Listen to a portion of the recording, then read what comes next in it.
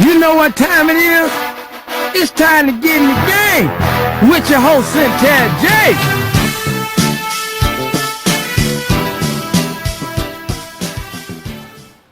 Welcome back to Get in the Game, everyone. You know what time it is. It's time for your favorite sports show, Get in the Game, and I am your most fabulous host, Tara J. And joining me on the set this evening are two men here to discuss our topic of this evening, Conversation 2023. Jordan and how he impacted their career. And right after I introduce my guest, we're going to play the trailer just in case you've been under a rock somewhere for the past couple weeks and you haven't seen the documentary, which I don't know because there's no sports on right now. So like The Last Dance came at the perfect time. To my right, Mr. Jerrod Tucker, hailing from the windy city of Chicago. We know why he moved to Florida, because it's much warmer here and you can wear sandals in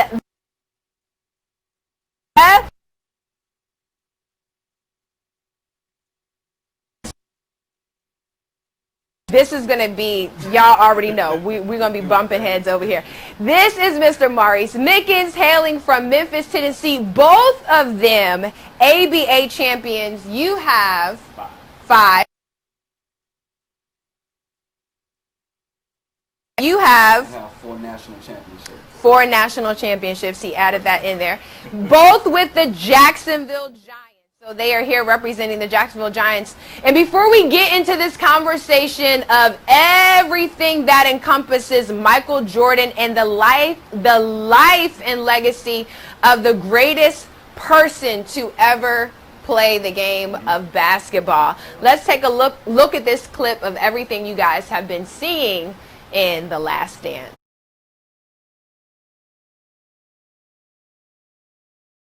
That, ladies and gentlemen, was The Last Dance, and oh my gosh, from episode 1 to 10, it literally had me on my seat. What was your favorite part of the documentary? If you can pick one. I know there's so much. All of it, honestly. I mean, it just took me back to my childhood. Yeah. But I think when they showed that he actually didn't put this might be the most reliable way for ordinary traders to cash in on Of all the clips, really? overnight, without having to worry about the high risk and extreme volatility currently plaguing the stock market. Take you inside in my account. Yeah. I think that just kind of took me back. Doubled my portfolio. What about you? Favorite part of the documentary? You can copy all my winning When all the trades Hall with of one Fame single coaches amount. was separating Mike You don't from have to everybody take my else, word. I recently invited a small group had of to be one of my favorite parts. Yeah. Yeah. So what about Michael Jordan inspired your path to basketball? Just seeing the competitive fire, like, just watching like how he took his craft so serious. You know what I'm saying? Like, you know people who have jobs and they take their job serious, but when you see a basketball player like on TV, every time you watch him, it's a show. You know what I'm saying? Like he putting on the show, he making sure that you get your money's worth. Like that resonated with me a lot. Yeah. What about you? Mike, when he got beat, the hard work he put in after that, that's just, that's compatible with everyday life. You know what I mean? Either basketball, regular job, like Tuck said. You get knocked down, you got to get back up and try again, So that's what drew me to Mike and separated him from everybody. Oh, yeah. Now, you grew up in Chicago. You grew up in Memphis, home of Anthony Penny Hardaway. Yes. Yeah, and yes. we saw Michael get to play against him when they played the Magic. Talk about your path to basketball. Started out young, terrible. Just got better over the years, and then like when I got to high school, I made varsity like my sophomore year, and so it was like, oh, okay, pretty decent, it's not bad. And then progressively, I learned that basketball could pay my way through college. So Yeah. You know what I'm saying? Once it got to that, I was like, all right, cool. Finished college. I still want to play. You know what I'm saying? I don't just want to be just like a rec league, like, you know what I'm saying, pro-am legend like that. You know what I'm saying? I just want to see if I can make this a form of life, like a living. You know what I'm saying? And so I was able to do that. You know what I'm saying? So I appreciate basketball for that. And everything it gave to you, right? Oh, and I'm yeah. sure you put just as much into it. You have 5 championships to prove yeah. it. What about your track to basketball? My track started with Sherman Jones. Again, God rest his soul, but definitely put that fire in me. He gave me the basketball to play basketball. Showed me all the fundamentals, you know. Made me take it serious. Made me take life serious. You know what I mean? So it started there, playing varsity, playing in Memphis, Tennessee with all the guys. All the top guys like Antonio Burks and Chris Garner, like all those guys went to the league, you know. So that was one of the things I wanted to get to, you know. And I'm sure Jordan was their inspiration, and they was mine. So that's where it started at. At what point in your career do you discover, you know, I think I got something more here than just playing on the college level, and I'm going to take my chances and try to go pro? Was that an easy decision to make? Honestly, mine was an introduction in Chicago. I played with the Chicago Fury for like a half a season, and it was an older guy. He actually owns the team now. His name Maurice. He was like, "Yo, like you can really play. Right. You should try to make it somewhere else." And then like playing in the pro-am leagues in Chicago and all that, it was like, oh, if I can hang with these dudes, I can hang with anybody in the country. You know what I'm saying? So might as well try it, you know. And how did you get to Jacksonville to play for the Giants? Came down here and played. Had a decent game. Went to South Carolina after that. Played extremely well. Next thing you know, Coach Waters was calling me. Hey, look, you should come down to Jacksonville. And I was like, where's that? I was like, we'll see. We'll see. But then when I got here, rest is history. Yeah. 5 championships later. Yeah. What about you? You know, just, well, to piggyback off what Tuck said, meeting them guys in the All-Star game was, you know, one of the best moves I've made. I went out there with nothing, you know, just to go play and show my talent. Those guys liked me, even though they didn't call me Maurice my first year. But that's fine, you know. That path was not easy, but it was worth it, you know. Coming from Memphis, not playing basketball after 18 years old, working out with Antonio Harris, really showed me, you know what I mean, you can play basketball, you know, playing with the NBA guys and, you know, the top college guys, you know, you really can play. So tried at Southwest and ended up at Lemoyne. Now I'm here.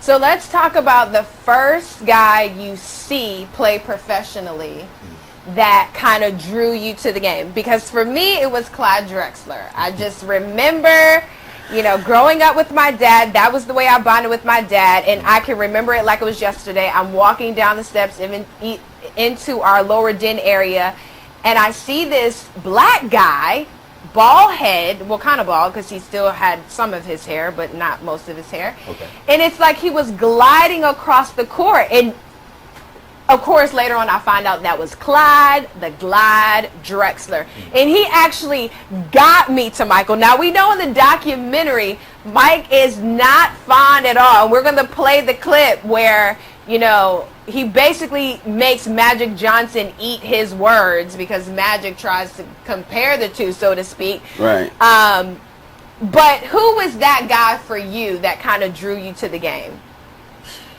Who else? Michael. It was Mike. Yeah, you grew up in Chicago, so that's easy. But it was no one even before him? No. Okay. Nope. So you started with Mike, you end with Mike. Had to be Mike, but, you know, Penny drew me to the game, beat Mike. And you know what happened after that. But, you know, Penny was, you know, one of the top guys ever to play in Memphis. So he was one of those guys that drew me to the game. Anthony Hardaway. So you guys remember the clip, right, where Magic says, you know, he's talking. The one thing in the clip that like kind of blows me away is how mostly before every game, Mike was doing something else competitive before the game. I don't know about y'all, but that kind of shocked me because I think sometimes when you think of the great ones, you don't expect them to be playing cards or on the golf course the day after game one in a series for a championship, or even a lot of times we saw that Mike even had these competitive games against his competitor before they would play. But that's the mind games, though. Ah, okay. The mind games. I never saw it that way. If you think about it, like when you're playing against somebody, okay, and they're supposedly the best player on their team, or they're a key guy, and you are the best player on earth. Yeah. This person want to hang out with you, okay? He want to do what you want to. He want to do what you're doing. Right. Okay, so guess what? If I'm smoking cigars and drinking beer the day of the game, and you gonna do it too, Right. but I can do it because guess what? And I still know perform. I'm gonna perform. Maybe you might not play so well. You know what I'm saying? So it's like, oh man, I can do what Mike doing. And then you get out there and play bad. Now all of a sudden it's, I can't hang out with Mike no more. and actually, I don't know what episode it was, but someone said that throughout the documentary. Did you see it as a mind game thing too? It was scary because if you didn't hang out with him, he would take it personal. Oh yeah. So it's like, it's a catch-22. Either I go hang out with him, get drunk, smoke the cigar, or I don't, and he really gonna kill me. Either way, he was gonna eat you Either out. way, it was a mind game.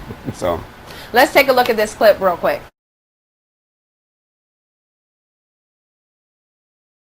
Game, 6 3-pointers, 39 points in the infamous shrug, right? Yeah. 91-92 finals against the Portland Trailblazers. Now, you have this philosophy on Clyde, the Glide Drexler. Now, I will say after that, you know, I felt so bad for Clyde Drexler because it was like there was nothing he could do. And that's probably the game that switched my whole liking over to Mike. I was like, okay, I thought this guy was the best. Now it's I'm the seeing who's difference the best. between gliding and flying. Okay. Explain that to us. I mean, Mike was just better than Clyde. It's not even a comparison. I don't even know why we're bringing Clyde up on Mike Day, but Mike was just better. Mike did everything better. He glided better than Clyde. You know, so he was just better. And Mike took the comparison to heart. Oh yeah. And felt like it was a dig on didn't his like it. talent. Yeah. He didn't like I mean, that's just like if somebody else got a show, right? And somebody tell you, hey, look, better than her. y'all shows like this. You know what I'm saying? And then you like, wait, what? Hold on. My show had the best Thank cameraman, had the best. You know what I'm everything, saying? You know, it's just a Y'all difference. see how they doing me right now. I get it. I get the Yeah. difference. And as a competitor, you then want to go out and prove Oh yeah. this Without a guy doubt. can't even be on my level. Nowhere near.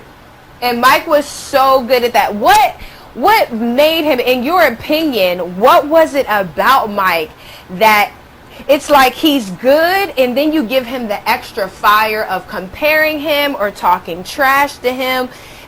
As a professional basketball player yourselves, is that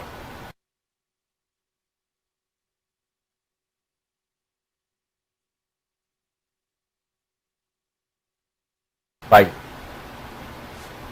one year, what was it, 2016? We went to Baltimore, Okay. and like we're playing in the playoffs. Okay, first of all, we had lost to a team from up there here in Jacksonville. Okay, and so it was like everybody kept saying that year we wasn't gonna win. Like, oh yeah, they're gonna beat y'all. Wait a minute, hold on. Just because they won in the regular season don't mean they're gonna beat us in the playoffs. Right. And we just beat them the year before in the playoffs. So come on, man, like don't do that. And so like, you know what I'm saying, as we kept going through the rounds, they was looking at us trying to see if we was gonna lose. But they ended up losing. You know what I'm saying? And then so it was like, oh, y'all think we finna slack off just because y'all lost? We wanted y'all, but no.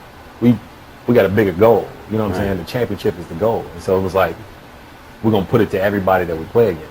And so like it just make you play harder, like you just working for something. You know what I'm saying?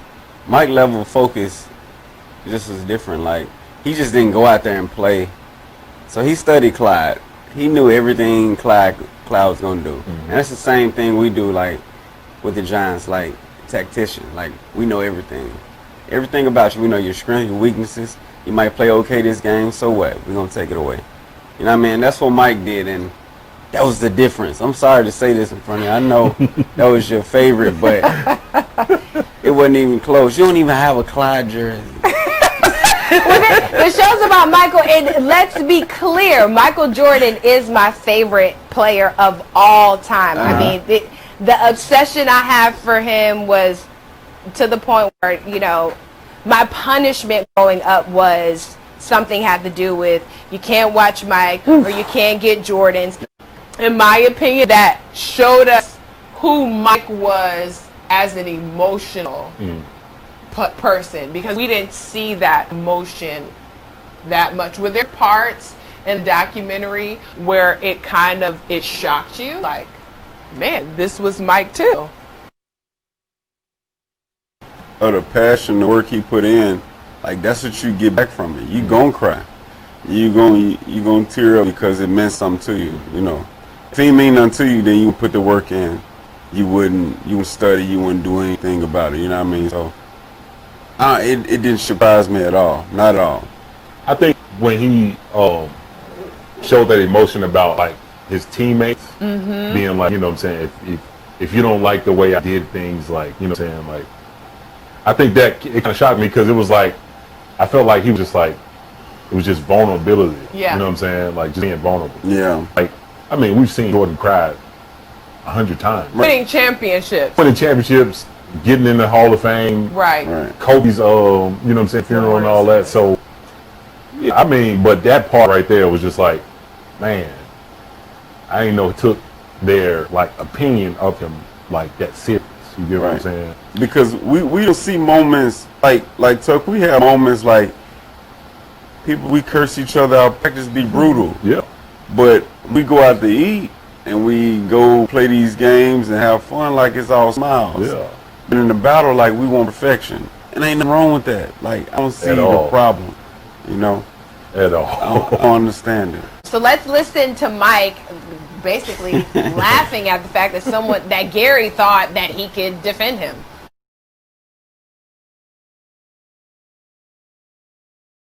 Your favorite clip of the documentary. Why? First of all, when somebody's talking and they're like, yo, like, I did this, like, you know what I'm saying, I tied him out. I told coach I'm gonna guard him, like, I'm gonna do this, I'm gonna do that. And somebody just laughed at that. Like, he was dead serious, and he just laughed at it, like, I ain't got no problem with the glove. Huh? Like, that, and that's the defensive player of the year that year. You know what I'm saying? He's like, I ain't got no problem with him. Like, come on, man. Like, whatever.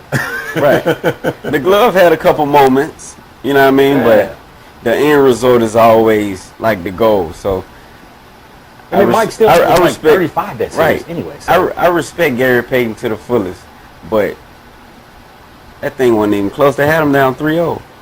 What do you have on a defender when you know? So in games you guys have played, I mean, when you're like, and it seemed like Mike was every time, but let's be clear, he did have some games where he wasn't as great as some other games. So he did have those moments, but we know, and Mike would probably say it was more so because his game was off, not because someone was defending him that great. But talk about the moments in your career when you're like locked in and you can't miss anything, and the person who is defending you is like, I mean, they're in full stance, like ready to take you on, but you know you can't miss anything. What is that feeling like? It's like the basket is like a hula hoop. Yeah. Yeah. Like, I mean, it's not even. Sometimes you just lose your train of thought. Like, it's just like you just playing. You know what I'm saying? It's like you're not even thinking about what you can do about it anyway, so it don't matter. You know what I'm saying? And I think that's what it was, just the work and knowing that you can get to your spot and actually just get a bucket. You know what I'm saying? Like, it's those high point games, boy, like in that moment, like I don't remember anything. You know, I had to go back and watch film. Like, it's like a total blackout. So the level of focus is like there because I want to win so bad. So it's like a total blackout. Like when you get to those moments, it's rare that you get to those moments though. And Mike had them almost all the time. Yeah. But they nicknamed you the clutch for a reason. Where'd that come from? Where'd that come from? What, Mr. Clutch? Yeah, who called you that? So, I mean, making big shots. Yeah, I give you that. My teammates trusted me. You know, I wasn't the only one making big shots. You know, shout out to my teammates, but I made a lot of them. And like I said, blacking out. You know, at those moments, you know, you want to win. You're playing for a purpose. You know, I had to play for a name. My name was Light Skin. You know, so I had to get my name. You understand what I'm saying? So wasn't nothing given with the Giants. So that's those moments. Those moments you can't get them back either. Yeah. Do you remember your first championship? I do. Take us through that run. Sandals. Did you have on sandals? No, I did not actually. I came here and they had about, I say, like 3 or 4 guys coming back already. You know what I'm saying? And so they had won the championship the year before. And so it was like, okay, how can we add to that and get back to where, you know what I'm saying, they were last year? And so when I started seeing the people that were coming in, like the guards, the bigs, the forwards, we even had a dude play with the 76ers for a while, with the Syracuse, Damone Brown. Like, it was like, you see the talent, and then it's like, yo, I think we can do this. And then as the season went on, well, we're going to do this for real. You know what I'm saying? It was like, we went to practice and we battled. Like, Coach Waters just say, hey, look, this is the best competition y'all going to get all season in here. And so, like, we would go at each other. You know, iron sharp as iron. So we go at each other, like, to the point where we ready to fight. You know what I'm saying? Yes. But when it came down to it, like, when it was time for game time to strap it up, it was all business. No jokes, no nothing. Even the championship game, the owner, Ron, he probably won't want me to say this, but he was like, hey, listen. You're retired now. You can say anything you want to say. He's like, hey, listen. Y'all win this. We had a 3-game series. Win this game tonight. I'll give you what I was going to pay to open the arena for game 3. And we like, what? That's like a bounty. So as we warming up, everybody's like, yo, we got to do something. Like, you know what I'm saying, come out. And so they had hard hats in the arena, like right where we were supposed to run out. We all put on hard hats and ran out. Everybody was like, what are you doing? After that, it was like straight business. Like, no jokes, no games, no nothing. We're trying to win this game, and we closed it out here in Jacksonville too. So it was really fun. Yeah. Oh yeah. You remember the first championship you won? I wish I was a part of that one. But mine wasn't as glamorous as that one. We actually went through a slump where we lost 2 years in a row. You know, so my first 2 years, I got hurt my first year. I think we would have won it that year, but second year coming back, not all the way healthy. And then the third season, we go to Laredo, put some pieces together, finally got it together, moved some guys out the way, and you know, put it together. Very emotional though, very emotional day, especially for me personally. Losing my auntie that day, you know, Tug and them ain't know that, but had to win. You know what I mean? Like, I wasn't having a good game, but you know, that's why you got teammates. You know what I mean? At the end, I came through for them, but you know, like I tell you, like I just told you 5 minutes ago, you don't get those moments back. Yeah. You know what I mean? So if we don't win that third one, I don't think we win 4 in a row. And I think we blow that team up too. And I think I go home and Tug go home and everybody go home. Because we worked so hard that year. You know, we went through the bumps of going 0-2 that year. Oh man. To 26 and whatever it was, 6 or whatever it was. So we got it done, you know.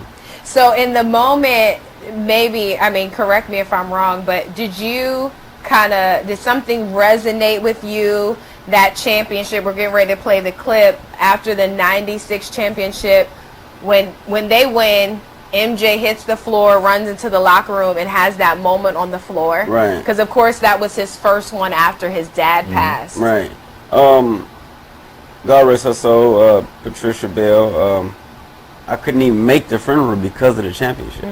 You know, so it was like a give and take. You know, so I had to sacrifice something to get something. You know what I mean? So yeah, that one is very emotional. That's why I always go in the office and I touch that trophy first. because it means something to me. You know, that one meant something to me. So. And we definitely know that this 4th championship for Mike meant something to him. So let's take a look at this clip.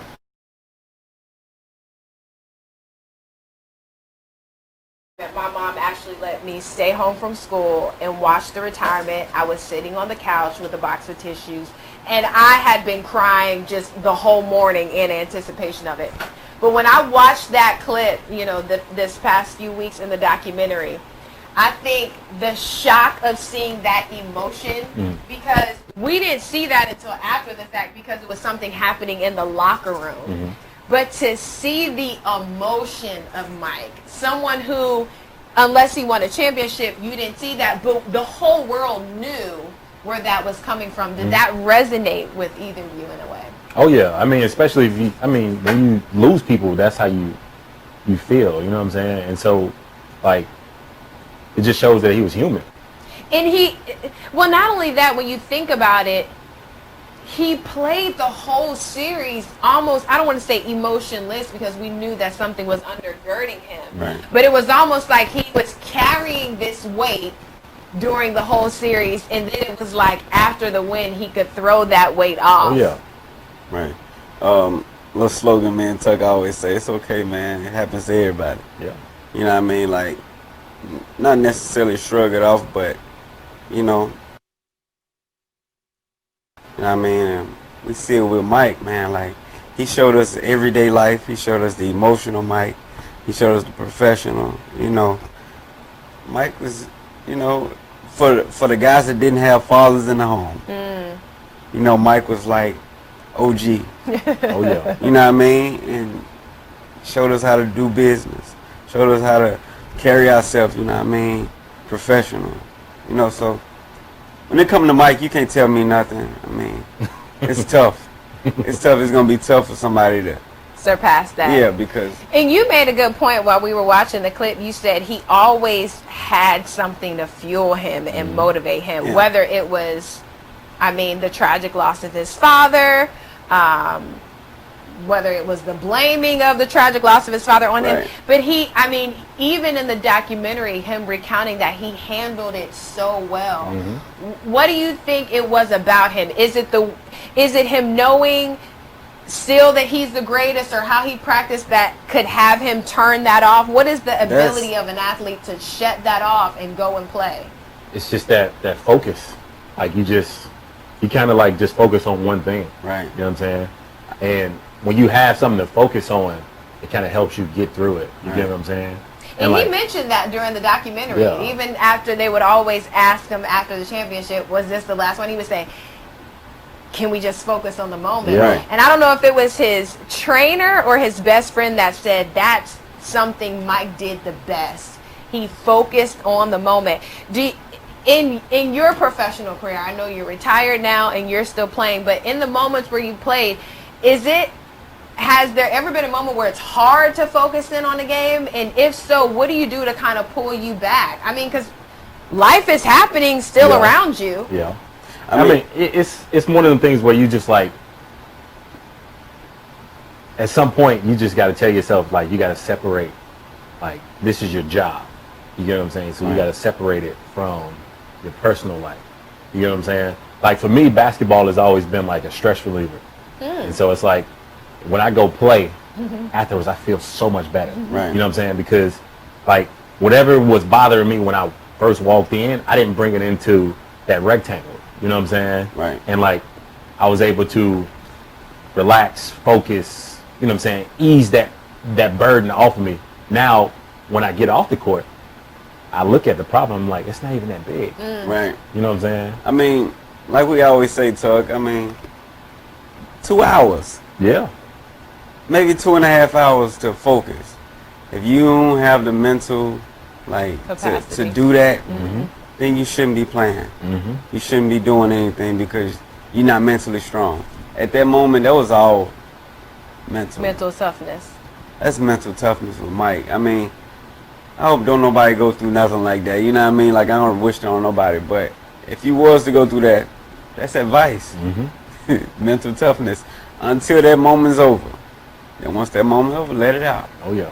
you know. And maybe that's why, you know, his teammates in this documentary years later were able to tell us how much they actually feared Mike because of the mental toughness he had. But when you look at it, Mike was making them mentally tough. Right. Because when you're that good, I don't remember what clip it was, but he was saying, I don't win those championships without Pippen. Right. He gave credit where credit was due, but at the same time, as we watched the documentary, we saw him making his teammates better. Right. He had to.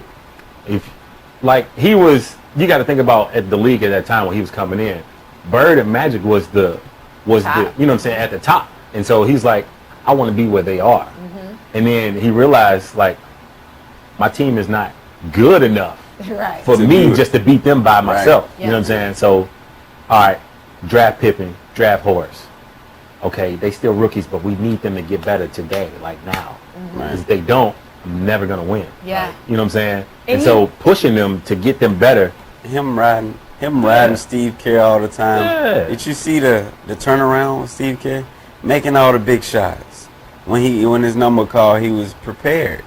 And that's a great sign of a leader. Like if your leader don't prepare the other guys, then y'all gonna lose. Like Tuck said, like you gotta be prepared. Everybody. Who it is. It can be Jerome, Nugent, anybody. They prepared, they ready to play. You know, and so do you credit when you look at the run they went on, 6 and 8 years, 2 times, back-to-back 3 championships. I know the English was horrible on that. Y'all get me later. But was that the GM putting together a really good team, or was that Michael's mentality that helped build the players that had been drafted and put on that team? I think the GM played a part in it. I think, you know, as a group, the GM definitely played a part in it, but you got Phil Jackson as the orchestrator. He putting guys in place. That triangle offense and that then, Mike did not want to play. Right. Mike didn't want to play, but some stuff, you know what I mean, you don't agree with, it'd be good for you. Did it suit him better in the end? As a teammate, yeah. And in terms of, like, winning, yes. Because, I mean, if you look at those first, like, from, like, 84 to, like, 89, like, dude was untouchable. right. Like, untouchable. Every time he had the basketball, it was like a bucket. You know what I'm saying? And the coach, Doug Collins, used to say, hey, all 4 of y'all go on the other side of the floor. Right. And Mike, you play one-on-one. And the league was like, no, you can't do that. Like, we can't have that. Right. He's just beating people one-on-one. Like, we can't have that. No. That was the difference between him and Coach Jackson. Yeah. Doug and Phil. Coach Jackson knew, okay, Mike, he got to make 10 points. He got to get us 8. Scotty got to get us 16. Coach got to get us 20. Then we're going to win the championship. Oh, yeah. You know what I mean? Like, that's just how it go. Like, even with us, Tuck, like, I couldn't go out there and shoot every ball. We're going to lose. You know, just like, not to call nobody out, but when the first year, when I got hurt, Slim was shooting all the shots. And then, as we developed, Slim was taking less, but he was scoring more. I was taking more, you was taking more. You know what I mean? It was about the team. So did it fit Mike personally? No. Did it help him to end goal? Yes. But is Mike that good that Jerry Krause could have drafted and brought in anybody and they would have won those championships? Because I just think that when Mike is that good, he's going to make everybody. Because you look at Scott Burrell, you look at Bill Winnington, look at Bill Cartwright. These people to watch, and in some games, Bill Winnington even said, I mean, he's the guy who's talking in the clip we're getting ready to play. That one game where everybody on the bench had scored, but him, and Mike was like, give him the ball so he can shoot. I think that Bill Winnington's belief in himself came from Mike, I believe. Yeah, I can see that, because when you that guy that's like on the bench and you know, like, okay, some games I might not get in, some games, you know what I'm saying, I'll play. Other games I'm like, I might not even suit up, you know what I'm saying? But when the best player on the team is like, when you get out on the floor, do something. You know what I'm saying? That kind of gives you that boost. You know what I'm saying? Right. It kind of pushes you a little bit. And so when he made the shot, once you turn around and see everybody celebrating after you made that shot, you like, your confidence guy. oh yeah, your confidence guy. Right. And we I think in that moment we realized that even though they said even his teammates feared him, they feared him, maybe even had some detest in him. But when they won those championships, Everybody hugging. everybody's hugging, and they more or less they're attributing it to they're going back and thinking of how hard Mike pushed us in practice, how much trash talking he did, how much he would fight me in practice to make me better. So let's take a look at this clip and hear what his teammates had to say. And I think because, and he said it in a clip, he said, I wanted them to feel what I felt when we won that first championship. And Mike, for him to get there. So I think he had every right to put that fear in them because he knew what that fear was going to produce. Right. Like I said, when I first got here, like, those guys had rings. So I had to get in line. You know, it ain't about how many I score. It ain't about this and that. You all-star MVP, whatever. So what? Get in line. We just won the championship. Right. You know? And I had to go through that. I had to go through the ringer.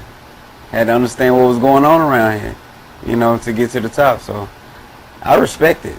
That's what you're supposed to do. Nothing is given. Nothing is given. So, especially when you think about like that first 7 years for Mike, like making it to the playoffs on a broken foot, coming back having a 63, having the 49 and 63. You know what I'm saying? You like, and then you lose. Still don't get there. Right, and then you get to the Eastern Conference Finals, lose. Eastern Conference Finals, lose. Should have beat them one year. Pippen had a migraine. Lose. You lose.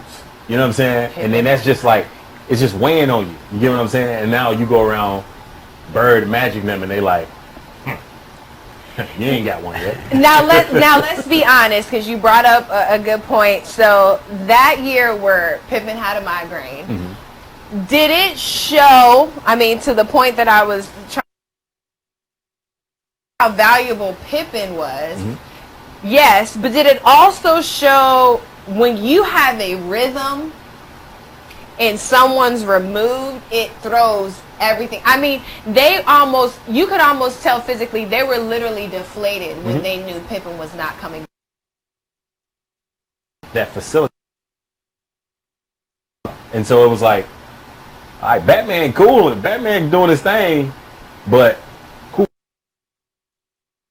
I'm saying, like, were you mad at Pippen, either of you, for not playing? Because I was kind of pissed off, I'm not going to lie. Because I'm thinking about the migraine game with Pippen, and then it's like, but Jordan played with the flu, which we all found out what that was. It's about growth.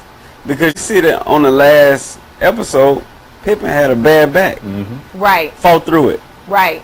You know what I mean? So I'm sure he learned from that lesson. He probably could have played. I mean, a migraine is tough, though. But some migraines you can't even see. You know, like, you know what I'm saying? That's growth. Like, that's toughness. I mean, he did it last time. I would say this, though, if they don't go through the migraine game, Pippen don't play with that bad back. No, game 6. Not at all. Not at all. Give them that last so he don't play. Yeah. So I think it's growth. Growth. Everybody got to go through something. Ain't nothing wrong with losing, taking them bumps. You know, it's about what you do after that. You know, we always talk about that. Like, we always been in a moment in the last 4 or 5 years, but what did we do when we lost 2 years in a row? You know, we got in that gym. We lost some weight. You know what I mean? We did things that was uncomfortable to win. You know what I mean? So that's what it's about. So the conversation has to be had because at least for the next 20 or so years it will happen, especially because we lost him so unexpectedly. But I don't know about you guys, but seeing Kobe in the documentary was very eerie. Oh, man. Because it reminded us that he wasn't here. But then it also reminded us of the argument and conversation that has been had for years. Right. who's better, Mike or Kobe? And I think it was so refreshing to hear Kobe say, that was my big brother after him. When you look at those two players,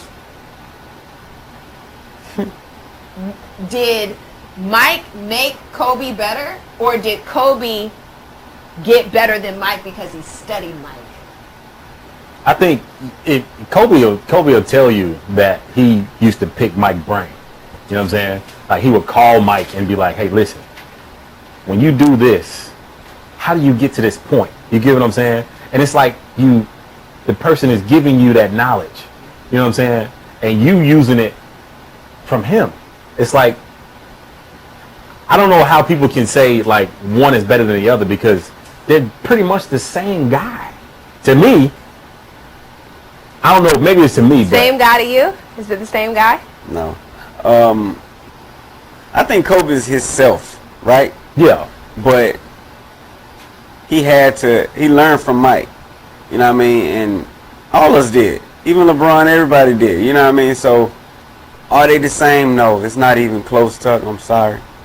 Michael Jordan is better than Kobe Bryant. Oh, I'm not. Listen, I'm not going to take away from that. Don't say that now. All I'm saying is like, when a person is giving you the knowledge their secrets. Almost, yeah. Like, you can't say, okay, look, Kobe can beat him one-on-one.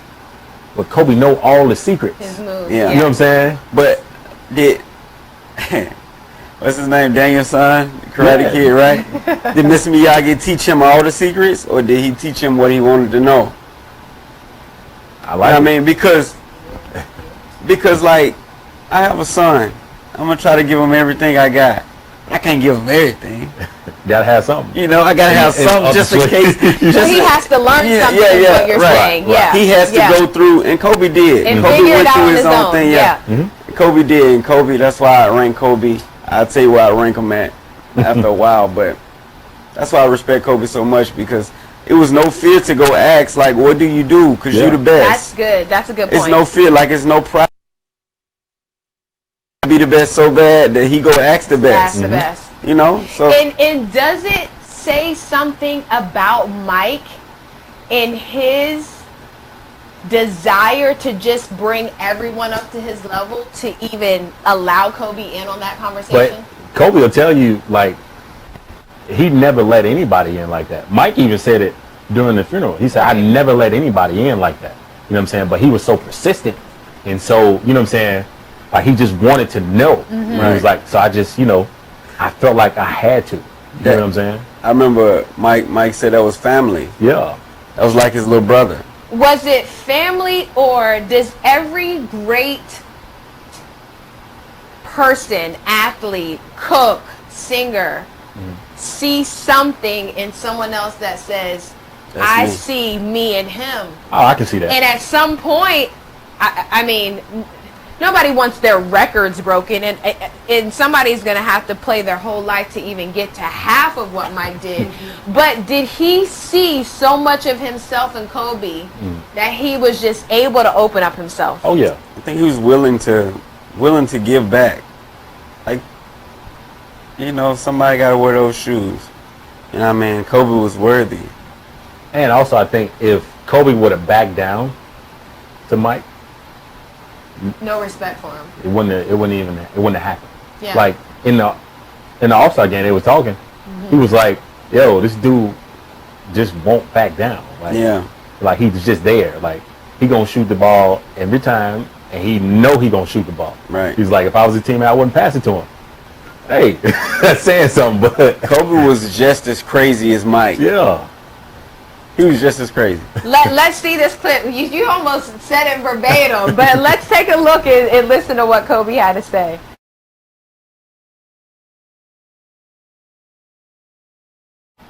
It almost leads you to believe, and we thank ESPN for that clip right there, but it almost leads you to believe that after Mike retired, he was probably behind the scenes pouring into making those phone calls with and breaking down film with Kobe, because Kobe said it in the clip.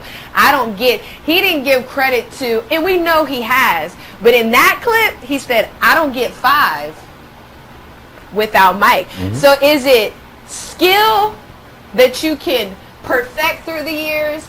Is it talent that you have from playing through the years? Or is it just a gift and you will not see a Jordan, a LeBron, a Kobe even 50 years from now? I'm going to say it's a gift and skill. Okay. Because when you think about it, people, I read something Spencer Dinwiddie said the other day. He said that Mike scoring 50 in today's game is kind of like blasphemous because he was 6'6" with a 40. And I'm like, no. There are a lot of guys in the NBA that are 6'6" with a 40. But that guy was 6'6" with a 40 was totally different. Like, he honed his craft. Like, his gift was different than everybody else's. You get what I'm saying? Like, he took it to a level where, look, I'm the greatest player on this earth. Nobody's better than me, and I'm going to show you. You know what I'm saying? A lot of those guys can't do that. You get what I'm saying? Like, that's why I say it's a gift. Like, his mentor was a gift for me. I say I agree, man. It has something to do with skill too, but once God gives you something, man, like, ain't nobody take it away. Yeah. You know, like, that's just a gift. Like some people just don't have the resources to reach out to get that. Right. Because God ain't give it to you, right? So he was blessed with a strong mind, you know, a whole lot of talent, and, you know, physically he. It's just like LeBron. Like, there's nobody like close to his size In basketball. Because he is the defensive end playing basketball. Right. Honestly, we can say that, but I don't see a defensive end in the NFL coming into the NBA and doing what he does. Right. I think Julius Peppers could, but that's another show for Well, Julius Peppers, to me, he was a great basketball player, but LeBron has a gift. That basketball IQ. Got You get what I'm saying? Like, that his IQ is off the chart in terms of basketball. You know what I'm saying? So that's a gift. My homeboy Jamon Rib, going shout out to Rib. Yeah. He brought something to me. He said Jordan had a 40-inch vertical. He ran a 4.3 in the 40. I'm like, wow, man, 6'6", like can do this, but do you run a 4.3? So that's like point guard speed. Yep. You know, so like it's a lot of stuff factor in with Michael Jordan. Like, dude worked hard, man. You know. And I think one thing also that shocked me is when they showed us behind the scenes of the Space Jam film. Yeah. When you're talking about call times in the entertainment industry and your call time is 5:30, 6 a.m., 7 a.m., and he's working out before that. On his break, he's hitting the gym, and then at the end of call time, when you're getting out 9, 10, 11 o'clock, playing 2-3 hour pickup games. And let's not forget, Jordan wasn't in his 20s doing this. This was his late 20s, early 30s, when most players are like about to wrap it up because they've been playing for. That last episode of Last Dance, when they went into Utah for what was that game? I think it was game 3 or game 4. And he was like, "Yeah, I played the piano in my room, then play another 18, then gamble all night, then play golf again in the morning, then play again the next day, like, and then 50." Like, that's just. But tell him why though, Tuck. Like, his preparation was crazy. Oh yeah. So whenever you prepare for something, like, no matter what you do during the day, like, you already prepared for it. You ready to go. You know, man, I can do this all day. Yeah, but you don't drink though, so you don't like.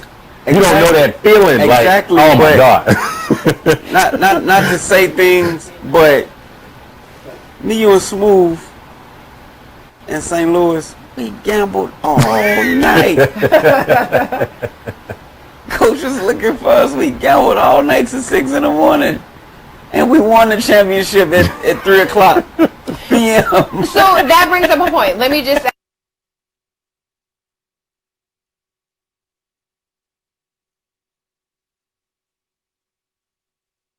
sport, but people say this about the Tom Brady's, the Drew Breeses, the Russell Wilsons. at that point, is that when the game comes to you? Oh, yeah. It's not even, it is about the work that you are putting in, but it's more so about the work and time that you put in, so that the game just comes so fluidly to you at that point. After a certain amount of time, the game just becomes easy.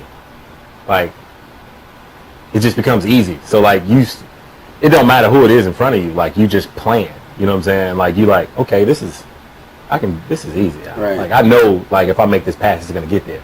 I know if I take this shot from this spot, it's going to go in. You know what I'm saying? Like, you remember? It's just easy. You remember those days when we used to be like, man, I got to get my nap for the game. I got to get my pregame. Yeah. And we got to a point, we was just in Miami.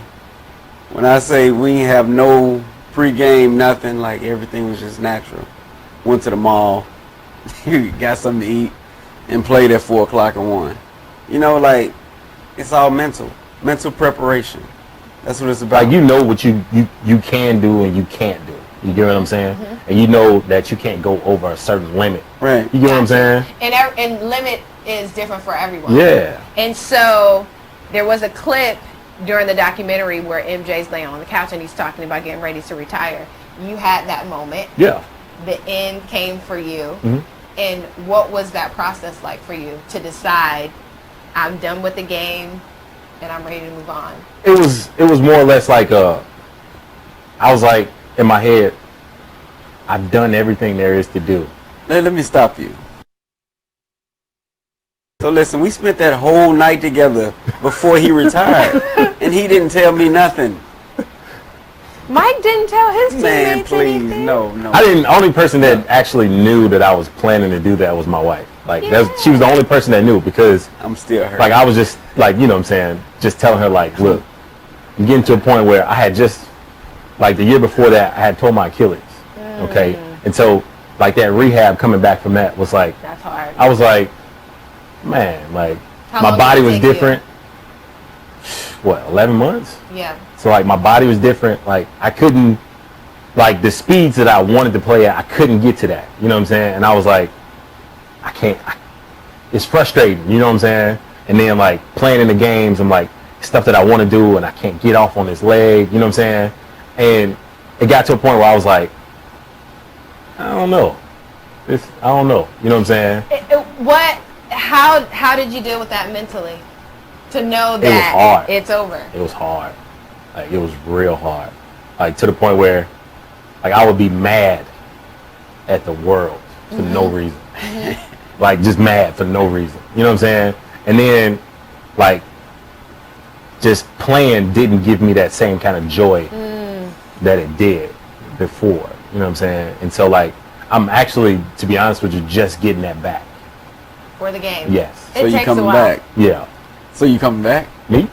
Are we going to have a press release tonight that says I'm back? Well, listen, we're going to play this clip real quick from Mike, kind of giving us the rundown on where his mental was at right before he decided to call it quits.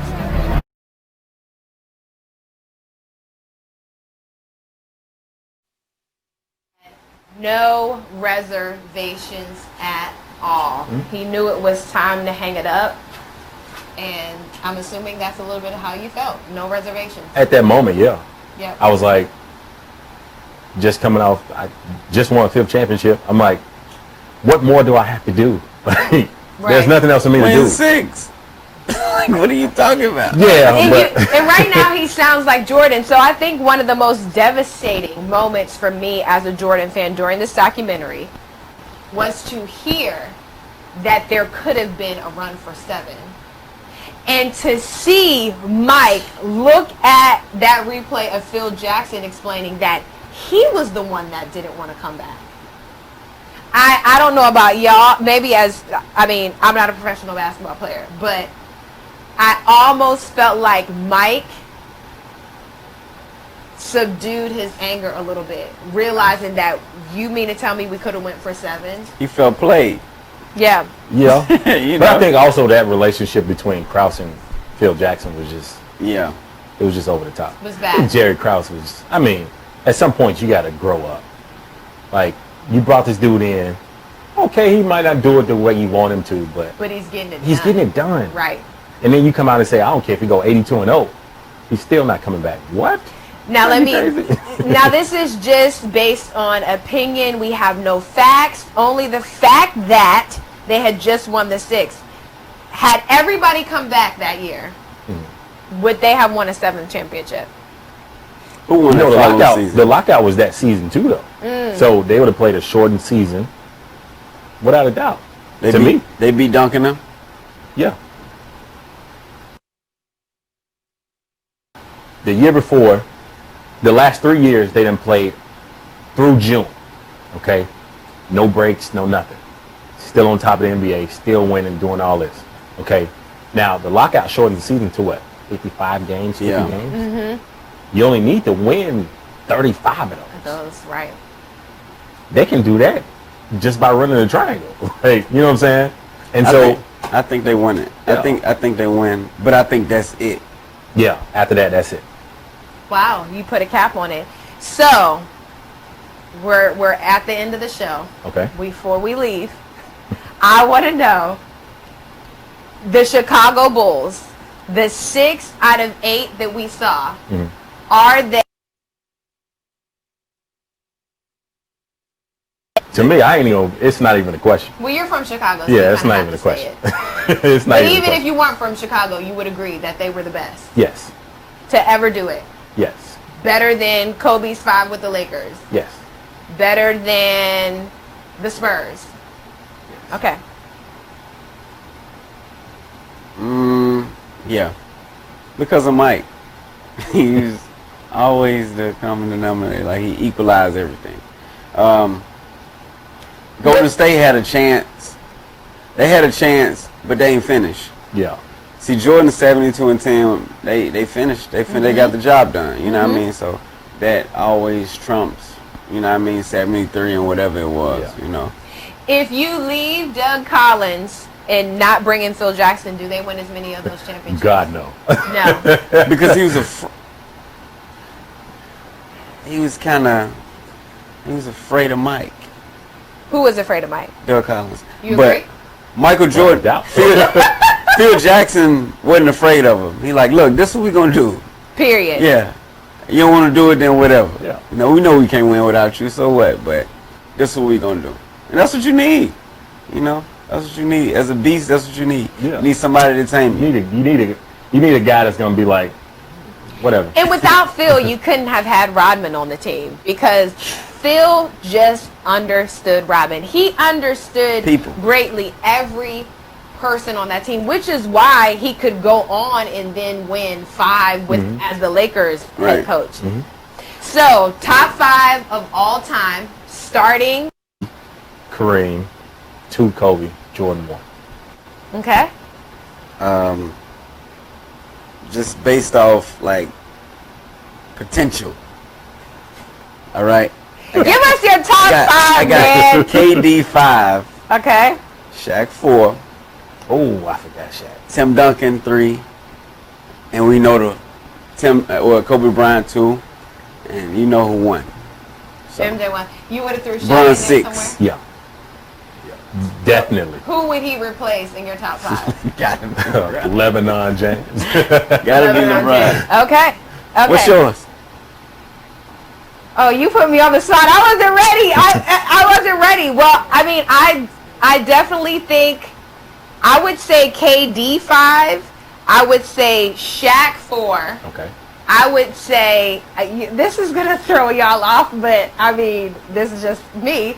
Steph Curry 3. Ooh. Kobe 2, MJ 1. And the reason why Steph is 3 for me, because he is arguably, other than Reggie, one of the most purest shooters we've seen in the game. I mean, the most. We can give it to him. okay, we give it to him. So then I make him 3. If I had to switch 2 of them, I would switch him and Shaq. But Shaq could do what he could do because of his size. Steph, smallest guy on my list, and still able to hit long range, mid range. Best free throw shooter on my list is Steph. You know, so at the end of the game, if you're fouling someone and he happens to have the ball, he's not going to miss free throws, right? So that's my top 5. Wow. You put me on the spot. I would have. You know what? As much as I love Steph Curry, 3 all time. Wow. I mean, I could switch them with Shaq, but pure shooters. You're talking about if I want somebody to have the ball at the end of the game on that team, I'm giving it to Steph before I would ever give it to KD. Ooh, I got a whole clip of that. We was laughing at that earlier today. Yeah. How KD had the ball at the end. Steve Kerr made a decision. I think it could have went either way, but Kevin. I think Kevin more clutch. I would give the ball to Steph. Why you pick Kevin in the top 5? Why did I put Kevin in the top 5? Because at his size and his ability, he's almost like a freak of nature. If he was the same size as LeBron, he would be better than LeBron. But the only reason why he is better than LeBron, but I mean as far as as far as dominance, KD's just he can't hold up physically like LeBron can. We talked about KD doesn't have the heart of Mike though. Right. You can take Mike's heart and put it in KD. But KD would be 1. Yeah, he would be. Well, I mean, no one's going to surpass Mike on the list. But listen, guys, this has been an amazing conversation. We'd love to have you back when basketball comes back around, because it is possible that we could see the NBA season start again. So then we have a whole lot to talk about what that season will look like. But in honor of my sponsors, I don't know if you guys have eaten there, but My Seasoned Chicken and Ribs wants to give you guys a free meal, so you go by there. Thank you to Mr. Alvin Brooks. Barbecue Brooks. Okay. They're on Lim Turner and Dunn Avenue next to Harold Meat Market. I've heard he has the best chicken in town. I don't eat chicken, but he does have a Beyond Meat burger, so you can go get that if you are on the plant-based. Okay. I appreciate and also thank you to our sponsor, Sarah Mims Floral Design and Event Planning. Head on over to their website. It's Memories Backwards if you're looking for any event planning and floral design. Any last words, guys, before we close out with this final clip? Our favorite clip of the documentary was MJ getting emotional about when you saw that. For me, I feel like that gave a pass for any professional athlete to ever just not give a crap about anything. How did you feel about that? I mean, you know how I feel about Mike, man. Him being emotional, like I said, I always go back to his preparation, what he put in, you know, and what you put in is what you're gonna get out. So he got his end goal, so that's why he start thinking about the stuff that you missed. You know what I'm saying? Like the time that you missed and all that. So can't get it back. Yeah, you can't get that back. So you get emotional about it. The producer of the documentary said that he was shocked that MJ responded that way in that point of the documentary. Was it shocking to you at all to watch that? When you start seeing it and you just see him just like choking up. Like he started getting choked up. I was like, man, like why? I was like, but then I started. I knew he was human. Yeah. You know, I started to process it myself, and I was like, I can see why he's doing that. I mean, lost time. You know what I'm saying? It's stuff that he probably wanted to do, he couldn't do. You know what I'm saying? It's probably teammates that he really liked, but he knew he couldn't hang out with them like that. You know what I'm saying? So. Do you think him and Isaiah will ever squash their beef? No. Even though Magic and Isaiah did? It was different. They came in as friends. Yeah, and I don't want to comment on. Mike didn't want to be his friend. Yeah, their type of relationship. Because you can tell they were like. Magic and Isaiah. Yeah, and so Mike wasn't trying to be cool with Isaiah like that. Right. Especially if you beat me, I'm definitely not trying to be cool with you. He was beating a lot of people and he's still cool with them. Like who? I don't know. I'm hoping he's friends with some of these. Like, I mean, it's so many years later. You can't, the closest one. The beef can be that thick that you can't squash it as 50-year-old grown men. Yeah. Wow. But then you got to still think about the stuff that Isaiah be saying too, though. Like Isaiah still throws shades. Yeah, Isaiah sit there and be like, yeah, LeBron James is head and shoulders above Michael Jordan in terms of basketball. Yo, come on. It's the same guy, one pity, but he'll say, oh, Danny Green 6'6" with a 40, just like Mike. And it's not even close. Yeah. It's just jealousy. Well, I may be the one to bring them back together. I may have to find an Oprah moment somewhere within me. And hey, man, I think you got I'm it, travel back to Chicago and find Mike and go find Isaiah wherever he is, because I think it would be good for the game. I think our young black men need to see Michael and Isaiah rekindle that and squash the beef. Well, when you compete against somebody for so much, and then You really start to hate them? I mean, I wouldn't say hate, but it's just more like I don't think Mike hate him. Mike gave him his props by saying he was the second best point guard. Yeah. But it's okay not to be cool with somebody. Yeah. Like, it's all right. Like, Well, you don't have to like everybody. Not gonna like you. You understand? Like, everybody not your friend. Yeah. So I think if they squash the beef, you see Isaiah and Mike out to dinner every weekend. That's fake. Yeah. And I don't see Mike doing that. That's one thing I'm gonna like. I've always said I'm gonna teach my daughter as she's growing up that everybody's not your friend. You know what I'm saying? You don't have to be cool with everybody. Right. Like, Not saying you're an enemy, yeah. but You don't have to be cool with that person. It's just some stuff you can't come back from. Yeah. And I think as a competitor, it's hard to believe that they can't come back from that. But that would be a whole nother show, and we will save it for when the NBA starts again, which will hopefully be soon. If it starts again, this show could go on for days right now. But if it starts again, who would win the NBA championship?